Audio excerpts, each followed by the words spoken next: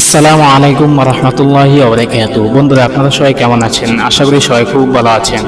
আল্লাহ পাক রব্বুল আলামিন ইরশাদ করেন, লা ইন শাকারতুম লা আযীদান্নাকুম ওয়া লা ইন কাফারতুম ইন্না আযাবি লাশাদীদ।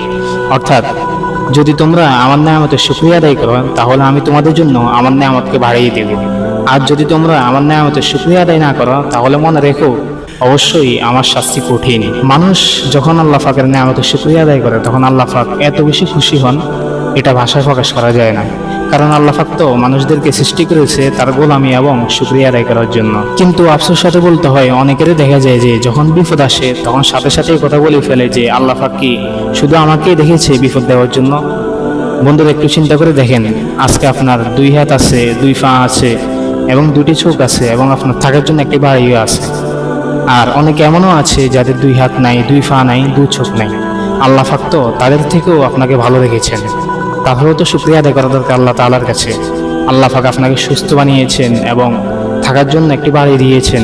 বন্ধুরা, আল্লাহ পাকের বেশি বেশি শুকরিয়া আদায় করব, দেখবেন যে আল্লাহ পাক নেয়ামত এমনি বাড়িয়ে দিবে। এবং কখনো এই কথা বলবেন না যে আল্লাহ পাক কি শুধু আমাকে দেখছে বিপদ দেওয়ার জন্য।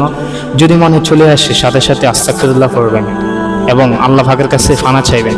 বন্ধুরা, এমনই ইসলামিক ভিডিও হতে আমাদের চ্যানেলটিকে সাবস্ক্রাইব করে রাখুন। তো দেখাবো অন্য কোনো ভিডিওতে। আল্লাহ হাফেজ। আসসালামু আলাইকুম ওয়া রাহমাতুল্লাহ। এবং ভিডিওটি অন্যকে শেয়ার করে দিয়ে তাকে জানার সুযোগ করে দেন এবং আপনি এই দাওয়াতটি অন্যের কাছে পৌঁছে দিয়ে সওয়াবের অধিকারী হয়ে যান।